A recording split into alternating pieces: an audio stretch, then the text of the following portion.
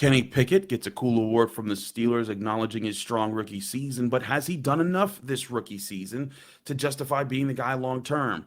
You'd think the answer would be yes, but there's some people out there that think the other way. We'll talk about that discussion and more insight into the Damar Hamlin situation as a son of the Pittsburgh area and a Pitt grad. We want to talk more about what Noah Hiles and I have been putting together, and we'll be talking about Pitt basketball and the things that we've seen that may be saying, hey, maybe Pitt will be going dancing come March. It's Chris Carter and Noah Hiles here for the Pittsburgh Post-Gazette on the North Shore Drive podcast. Let's get into it. You are now listening to the North Shore Drive podcast, a show on all things Pittsburgh sports from the writers of the Pittsburgh Post-Gazette, hosted by Christopher Carter.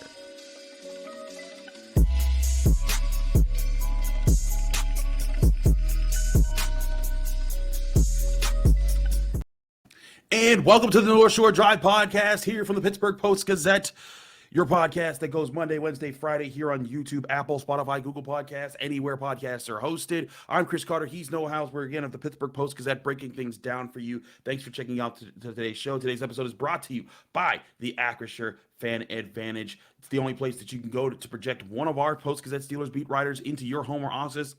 By using augmented reality, you can get an exclusive pregame breakdown from a Steelers expert standing right in your living room. Get the latest insights on starting lineups, key matchups, and critical stats at post-gazette.com/Acrisure Fan Advantage. No apps or downloads, just insider access to Steelers updates at post-gazette.com/Acrisure Fan Advantage and get a real edge on this week's action. This week's is me, buddy, so you get to see my breakdown of Steelers Browns. Noah, how you doing? I feel like my lungs are better than yours. Do you need your inhaler after that? I mean, you read that so quick. We can go all day. Like we got the pipes. But that was impressive. It's great to be here talking with you, and you and I do our Pitt mailbag every week. But it's also nice to hear you talk some Steelers talk. I want to talk to you about a former Pitt Panther who just got the Joe Green Award from the Pittsburgh Steelers, or specifically the Joe Green Great Performance Award that is awarded to the Steelers' top rookie. And let's be real, it had to be him. He's been the starting quarterback, but there's some people out there that think that maybe he's not doing enough this year to show that he should be the Steelers quarterback of the future. Some people don't like the fact that he hasn't thrown for like 400 yards in a game. He hasn't had a complete game where you could say he put up all the numbers that you want. But I think, and my theory is the Steelers are very happy with where he is because he's coming up clutch in games. He's sticking to it. He's sticking to the plan, not turning the ball over a whole bunch and doing what's needed to be done to get them back to a 500 record and a chance at the playoffs here in the final week. How have you looked at Kenny Pickett this year? I mean, I think he's been fine. I think when you're trying to find the guy at quarterback, right, you're never going to find him in year one. If you should never evaluate a rookie performance as someone to bank your franchise on. And I get when you draft a quarterback in the first round, you're hoping that that's your franchise quarterback and that's your investment. But you can't judge a player's career after their first season in the National Football League. And you know, there are plenty of examples of NFL quarterbacks who stunk their rookie season and went on to have a Hall of Fame career. There are also plenty of examples of quarterbacks who looked really good their rookie season and for one reason or another couldn't figure it out long term. And it could be injury related. It could be the game figured them out and they never learned how to adjust. And the book is still in its infancy on Kenny Pickett right now. We're still figuring things out. And I think his clock is a little less than others just because of his age. He's expected to figure things out a little faster maybe. But year two is the teller for any rookie, for any quarterback that you draft. Year one, you look for the positive signs. And they've been there. He's developed. He's shown progress.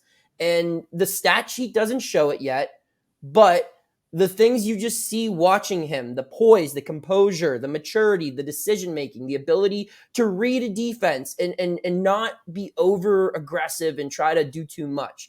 Those are things that he's gotten better at this year. However, year two is what matters. When he has a year in the league with film on him for everyone to study, and when he has a year in the league to really say, okay, I'm the guy now. I had a whole offseason to prepare with the offense. What can I do? Next year is when we'll really find out. I'm encouraged with what I've seen. I'm not completely sold, and no one should be sold unless you're Andrew Filipponi. But, I mean, aside from that, And that's not a diss at Andrew. I mean, that's just his guy. He'll fully admit that. I like Andrew, but I mean, Andrew's all in on Kenny, and I'm fine with that. But unless if you're someone like him who's all in on Pickett from the start, if you're just waiting to see something, there's nothing he can do this year aside from winning a Super Bowl that should convince you that this is the guy moving forward. You can be encouraged, but you need to let things play out over time. Absolutely. I'm right with you here because I'm also a person. I think Kenny Pickett will be the guy. I do too. I mean, we saw him at Pitt. There was we're both Pittsburgh guys. We saw all that happening, and we saw like the development there. And I think that the things that he developed in college can be developed in the NFL, and we've started to see it. The way he processes the field, the way he sees things, the way he's developing chemistry with his teammates. Some of the throws that he made, even the ones that didn't get caught against the Ravens. I mean, there's some lasers he's throwing into tight passing windows, and as he gets more experience, he's going to know how to do that more regularly and read different coverages and understand how defenses are trying to attack him. Joe Burrow wasn't elite in his first year. Patrick Mahomes didn't play in his first year. Josh Allen definitely wasn't elite in his first 2 years. This guys take time to develop, and I think that he's right on a happy pace for the Steelers that they are appreciating. And again, to me, the thing was this year, could he not lose them games? And then in times of need, could he win them games? And in the last 2 games, they needed him to come through in the final minutes, and he's done it twice, scoring touchdowns in the last minute. A lot like how Ben Roethlisberger used to do it a lot of times, where he wouldn't have great numbers, but because he was Big Ben, he'd pull up his pants, be like, let's do this, and he'd lead a great touchdown drive, and then everyone was like, well, that's Big Ben, he's going to the Hall of Fame. That's the thing. The thing about, I think, the ultimate difference maker between a good and a great quarterback is figuring out a way to win a football game. When things aren't going for you, if it's, the defense has had a great game plan and it took you 3 quarters to figure it out, or maybe it's the weather, the elements, whatever it is. Maybe you're injured. The great ones figure it out in the fourth quarter. And Kenny has done that in the last 2 games. That's something to be commended for. The stats need to start showing up. I think that's what you look for next year. If these are the same numbers, if this is the same type of game, because it's not fair to ask a franchise throughout an entire quarterback's tenure to win games 16-13 or things like that. But if the numbers start to improve, then you really have something with Pickett here. But if at next year at this time, if he's still struggling to throw for over 200 yards a game, if he's still not throwing consistent 2 touchdown games, then we have a conversation about possibly maybe he isn't the guy. But as of right now, this is exactly, I think, where you could have hoped for Kenny Pickett to be. Anything higher than this would have been, gravy, house money, whatever you want to call it. But this, right now, it's looking like the Steelers got it right in the first round.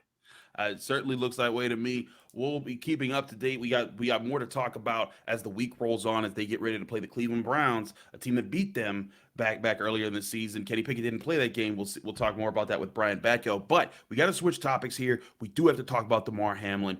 Guys from Pittsburgh, played for Pitt, a super athlete, a super person. Noah and I have been talking to people all week long about who Damar Hamlin is since the scary moment on Monday Night Football. We're going to talk to you more about that, update you on the situation that we know of, and just give you insight on the things and all the stories we've collected about Damar Hamlin. We'll do that in just a minute here, but first we got to talk to you guys about Valley Pool and Spa. Wouldn't it be nice if the holidays were stress-free? Well, now the holidays are over.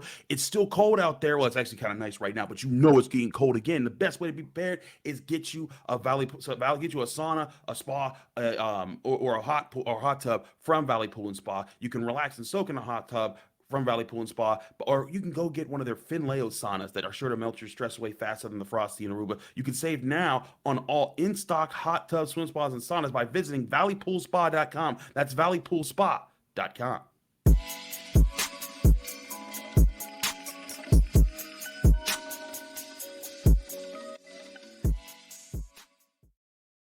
Back here on the North Shore Drive podcast from the Pittsburgh Post-Gazette, it's Chris Carter and Noah Hiles, your Pitt beat writers, basically breaking it down for you here on a Wednesday episode. Now, Noah, something that wasn't so much fun was having to cover a sad situation and a terrifying situation of Damar Hamlin. Everyone who knows sports knows what's going on there right now. The good news is that it does appear, according to the latest reports, he's still in critical condition, but he's not his body isn't completely relying 100% on breathing tubes, and the doctors are saying that they're making progress. That's from the ESPN, that's from the Bills, that's from his own camp. So that's encouraging signs. But we're not going to get into any medical stuff and wondering how it happened and all that other stuff. You and I, we're not those people. We are the people, though, that talk to the people that know Damar Hamlin. And you wrote a really great piece talking to former coaches, players, people that he just knew. And it's just clear that anybody that came across his path and got to work with this guy who's just 24 years old knew how amazing he was. Yeah, I think the best way to summarize who Damar Hamlin is, he's a Pittsburgh kid. And, there are a lot of people who come out of Pittsburgh and go on to become something, relevant, be it an entertainer, an athlete, a politician, whatever. And some people remember where they come from, and some people, they just move on. And I don't have a problem with either one of them. You live your life however you want, but it has to be mentioned when you're talking about Damar Hamlin, how much love and pride he has, not just for the city of Pittsburgh, but his hometown of McKees Rocks. That is who he identifies as. Brian Batko and I did a show yesterday, and strictly on Damar Hamlin. And he said, even when he was in high school at Pittsburgh Central Catholic, a program that brings in kids, from all over the Whitfield, when he was there, he made it clear, no, I'm not a Pittsburgh guy. I'm a McKees Rocks guy.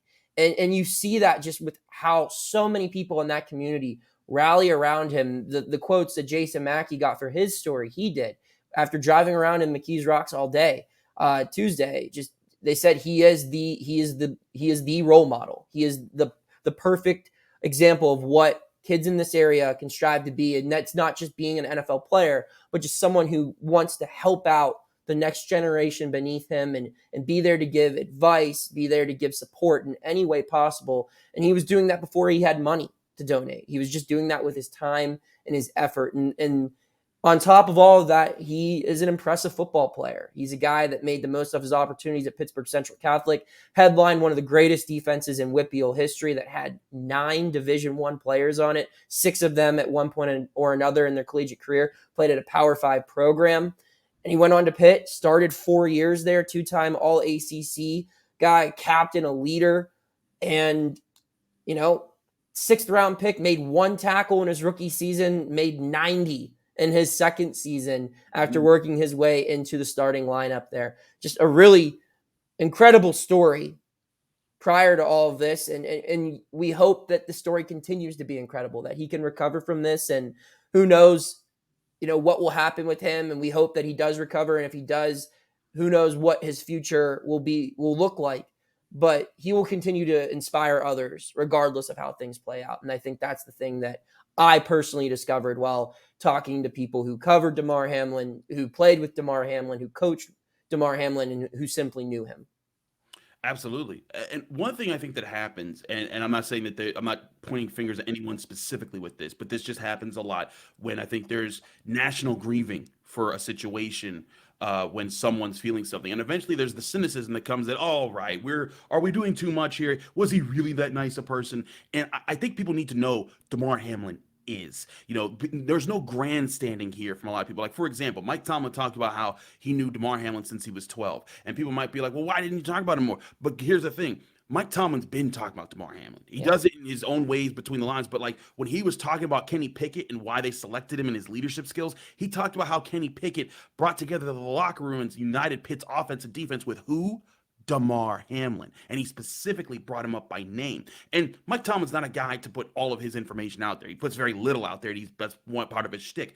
But it's things like that if you talk to anyone, in the story, Brandon Hill, a safety who right now is getting ready for the NFL draft and has been kind of, one of the aces of Pitt's defense. He talked about how the footprint of Damar Hamlin is still in the DB room till this day. And he said even when he was a freshman, 2020, Pitt was getting ready to play Florida State. They had lost a bunch of games in a row. They were trying to turn their season around and maybe get a winning record. And Paris Ford had just opted out and said, I'm done for the season. So it was Brandon Hill's time to step up. He said every night night that week, Damar Hamlin drove to his freshman dorm, sat down with him, broke down film, taught him how to watch film, taught him what to look for, and that led to Brandon Hill, his debut start, leading Pitt with 7 tackles and getting an interception that he returned 50 yards for a touchdown. And after that, he became the starter that we knew throughout the 2021 ACC championship run and the 2022 season that got them to the Sun Bowl. And Brandon Hill credits Damar Hamlin for helping him with that growth. And even after Damar Hamlin left and went to the NFL, became a starter for the Bills in just his second year, he said, as soon as he declared for the NFL draft, Damar called him and he said, hey, like, congratulations, let me know if there's anything I can do to help you with your process.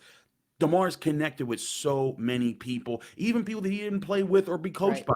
And I think that's a real thing, and why there's so many people in Pittsburgh that are just like, oh man, not Demar. And I think it's been very encouraging, even outside of Pittsburgh. I think the number hit on Wednesday, Noah, over $6 million raised for the toy drive that he initially just set a goal up for $2,500. Yeah, I mean, it's just crazy to see, like you said, his footprint and where it's at and how many different places he's made an impact. I mean, as someone who covered high school football last year in this area, you see the top Whippeal prospects, kids who didn't go to Central Catholic from all over the Western Pennsylvania area, posting pictures with him. And that's because he made an effort to go to these camps, work out, connect with these young athletes, saying, hey, I was once in your shoes. I once was a 4-star in the Whippeal, looking to get my team to, at that time, Heinz Field, and trying to, continue greatness at my program and everything like that. And he just relates to really everyone. And it's a sad story to see him have to go through this. And it's incredibly scary. But the silver lining is, I mean, it really introduced the entire country, if not world, to a very, very special human being. And hopefully they get to meet him personally here soon. Hopefully. And I'm hoping that the good news that we've heard, that he's making progress in the ICU, continues to be more good news. And, I hope we get to see him. I think about, Ryan Shazier, when we saw him go down, and this isn't the same, he didn't need CPR on the field, but still there was the scary thought that he might never walk again. And then to see him walk out on the night of the NFL draft and to see him dance at his wedding, those are the things that I hope that Damar Hamlin gets to do. He gets to have a full life, and do the things with his family and still be a community leader. I really hope that for him. Getting the chance to cover him in for a year at Pitt, just in that short amount of time, I was like, wow, that guy's special. And that's not to say that there's not a lot of people. I mean, Trey Tipton, special guy, who didn't make it to the NFL, but is part of that crew. And Trey Tipton was one of the people saying out there, like, we all feel for Demar, and I want to let people know that I'm here for you. I think that's part of that culture that has come from Pitt, and Damar Hamlin, I think, was a huge part in setting up the culture that we talk about today, that Pat Narduzzi, is able to use to create a good environment. Yeah, I couldn't agree more. Absolutely. We're going to switch topics, though. We're going to talk about some Pitt hoops, because Noah and I were there for Tuesday night, and my goodness, what a win it was, and what a run it's been for Pitt basketball. Are they for real, though? We'll talk about that in a minute here on the North Shore Drive podcast. But first, we got to talk to you guys about Yinzers in the Berg. Yinzers, listen up. The Steelers are trying to make the playoffs, and if you want to get some gear to root them on Sunday, as well as the other teams they need to win to get into the playoffs, your chance to do that goes through Yinzers in the Berg, the number one place for all Pittsburgh sports apparel, accessories, and much, much more. They have two stores in the Strip District that you can go to throughout the week, but you can also, if you're not from the Pittsburgh, if you're not in the Pittsburgh area, you can go to yinzerspgh.com, where you can buy all their merchandise, and there's new stuff they're putting out every week. And it's not just the Steelers. They have Penguins. They have Pirates. They have Pitt. They have anything Pittsburgh. They've got it there. Go to Yinzers in the Berg right now, or yinzerspgh.com to get all your Pittsburgh sports apparel.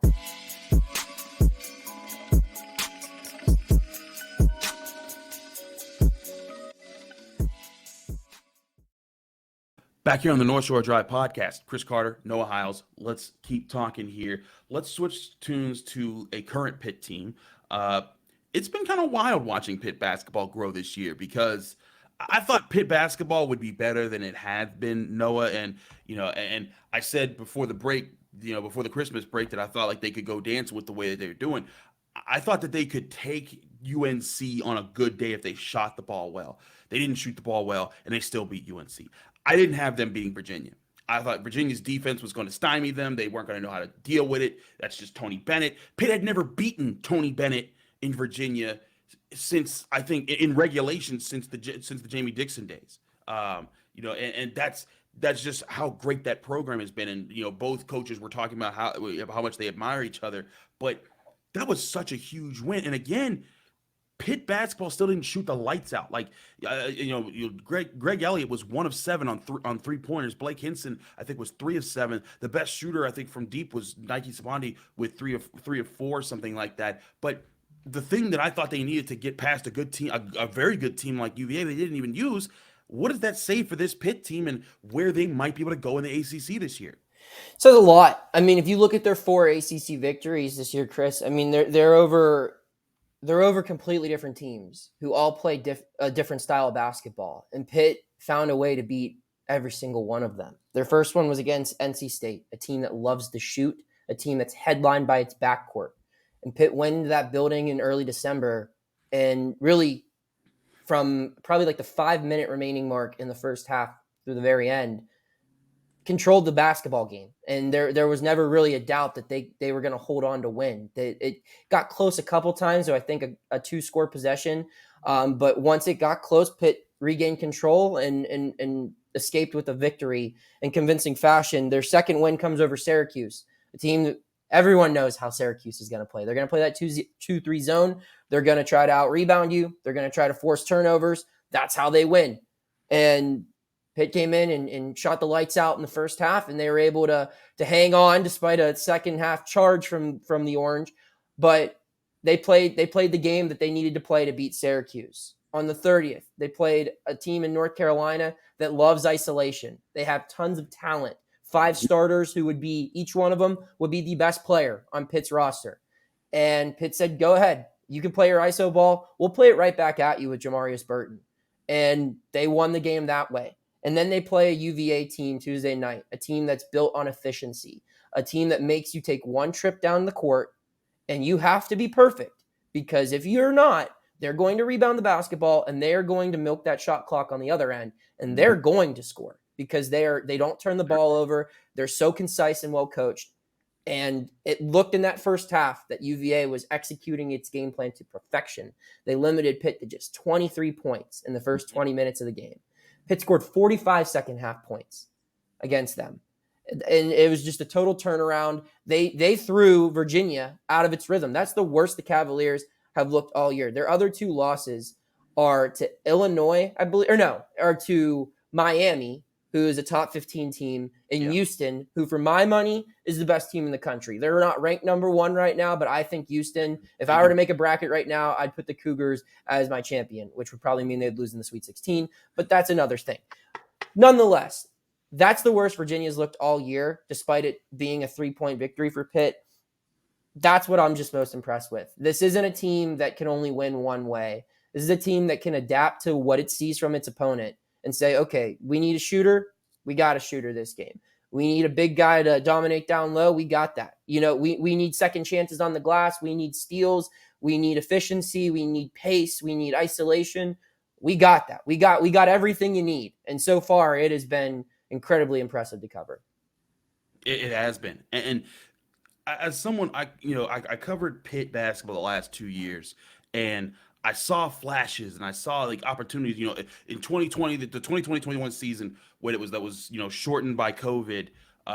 They went 8-2 and they beat Duke at Pitt, and Justin Champagnie went off and he said, Pitt is back. And then they just collapsed after that point. Right. So that's why the joke is, if you see anyone say, is Pitt back? It's because everyone knows whenever you say that, you're putting a curse on the team. But what I think is also very remarkable is, Blake Hinson, he didn't talk to us, no, but I did see him talk to TV and radio, and he was like, this is what we're supposed to do. We got to stay focused. We can't be caught up in the moment. And Jeff Capel, when we tried to ask him and try to get like, hey, like, have you guys done something here? Have you gotten to the point where you want to be? And he's like, I'm not worried about that. I'm living in the moment. We won this game. We got to focus on the next game. And it seems like his players are embodying that idea, that concept, and applying it. And I think that goes a long way to resetting the culture that he needed to reset for Pitt basketball, because you got a lot of guys, veterans this year, or guys that are going to be done. Nelly Cummings, this is his last year. Greg Elliott, this is his last year. Jamarius Burton, this is his last year. But Nike Sabande last year as well. Thank you. I was like, I'm missing one. But you got 4 dudes that are crucial to this team right now. But if everything goes right for you this year, Blake Hinson, though there's some that think that Blake Hinson might be going to the NBA. We'll see if that happens. You got Blake Hinson most likely. If you keep Federico, you keep the twins. You maybe get William Jeffers back, Nate Santos, maybe John Hughley if he gets healthy. Dior Johnson. And then you got the recruits you're winning, and they just got Nelly Cummings' younger brother. And I'm just looking like, whoa, wait a second here. There's a chance for these young guys to come in and enough vets to stick around and say, hey, Young Bucks, this is Pitt basketball. Not what you think it is.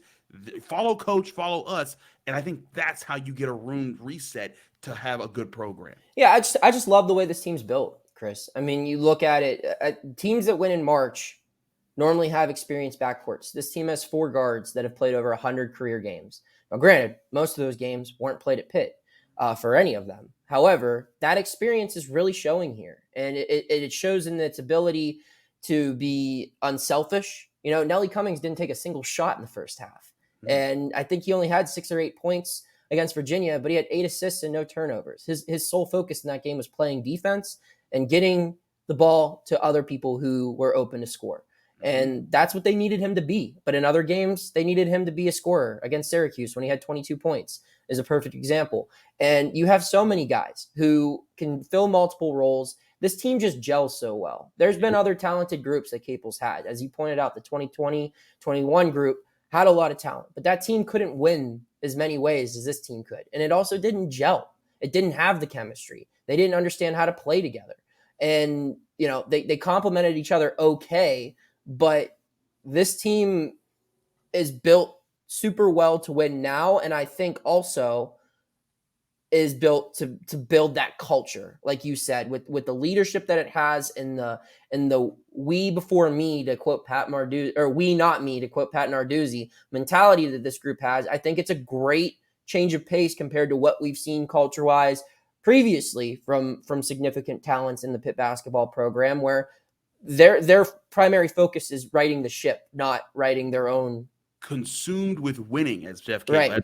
That's the phrase he always says about his players. Yeah, and that's the group's focus. It's you hear a lot when you speak to athletes, and you compare the amount of times they use the word I, and compared to the words we or us, and you hear a lot of we and us when you're talking to these players and when you're talking to the coaching staff. It just seems like a very collective unit, and it's kind of surprising considering that this is pretty much a brand new roster. It is. And I mean, a brand new roster that seems to like each other, that seems to play well together. Yeah. And again, for guys to step, like you said, Nelly Cummings, he finds a way, but that's rubbing off on other people. Federico, this is his first year starting on a D1 program, getting a real shot. In the first half against Virginia, 0 points, not getting many looks, and the Virginia was kind of packing down. Then Pitt found a way to draw out his man to get him away from the basket. He set high screens, was able to work down low, and then he finished with 8 points in the second half. A lot of them coming from assists from Cummings, from Burton, from Sabande. Feed him the ball. These guys seem to understand that, and they play unselfishly. Like you said, this is what Jeff Capel's been trying to do for so long. And I think he had talented guys, like you said, but talent don't always gel. There's always things, there's sometimes things that just don't work out. You need guys that buy into a system, and it certainly seems like they're doing that. We'll keep you covered here on Pitt basketball. They got Clemson, 4 p.m. It got moved to ESPN2, so that shows you the nation is starting to pay more attention to Pitt basketball. But we'll both be there for a 4 p.m. tip-off. Will you be there if you're a Pitt fan? The Peterson Event Center is still selling tickets, so that it'll be interesting to see the kind of crowd that we get there, Noah. It was a really good crowd against North Carolina. Not as packed against Virginia, but a Tuesday night, 9 p.m. tip. I understand that while there's break, while students are on break, but students should be back by Saturday. And I'm very intrigued to see how packed the Pete gets for a big game that this Pitt team is on a run right now. Yeah, I mean, I remember growing up Pitt basketball games. It didn't matter. I was happy to get tickets in the upper deck to see him play like South Florida, or Rutgers or St. John's or teams like that. You couldn't imagine, unless you knew someone with season tickets, being in the building to see him play a UConn or a Georgetown or a Syracuse. And now that they're getting these ranked matchups, they have these exciting battles on their schedule. I really do hope to see fans take advantage of it, because it hasn't been like this in a while, and the program has done what it's could to build it back up, and you never know how long this stuff lasts. So if you're a Pitt basketball fan, I would highly encourage you to make the most of this, because as we've seen before, this could go away at any time. Absolutely. And hey, if you're there, stop by the press box and say hi. We are friendly people. And we're unless it's after the game, because I'm trying to get my story. After the game, we are working. We are working. But during the game, we'll be very friendly. Or even before. We'll be there packing it up. We'll see you at the Pete. Thanks again for checking out the North Shore Drive podcast. Noah, thank you for joining me on the North Shore Drive podcast. You can find this show Monday, Wednesday, Friday on Apple, Spotify, Google Podcasts, and especially on YouTube. If you're watching this video on YouTube, like this video, subscribe to this channel to get all of the Pittsburgh Post-Gazette content that comes out daily here. Noah, you and Andrew got a show coming up. Tell them what's coming up with that. We're just reviewing bowl season, really. I mean, there's a couple of bowls left. We both talked about the Sun and Rose Bowl victories that Pitt and Penn State had, our experiences covering those games. We broke down the complete season that both teams had, and we just talked about the college football playoff. Been a really, really fun college football season altogether, not just locally, but nationwide. Just so many great stories, a lot of parity. And I think it's been a very fun bowl season that we had the chance to recap on that one. So keep an eye out on that one. That'll be out on Thursday. Absolutely. Do check it out right here on the Pittsburgh Post-Gazette's podcast channels. Thanks again for checking us out. I'll be back Friday with Brian Batko, breaking down not just Steelers Browns, but how if the Jets can beat the Dolphins and if the Bills can beat the Patriots, and if all those things come true, the Steelers could be in the playoffs. All that and more right here on the North Shore Drive podcast. Thanks for checking us out. Back on Friday. Thanks for tuning in to another episode of the North Shore Drive podcast of the Pittsburgh Post-Gazette. If you're watching this video on YouTube, please like the video and subscribe to our YouTube channel. For 6 months of digital access to post-gazette.com for just $6, click the link down below in the description.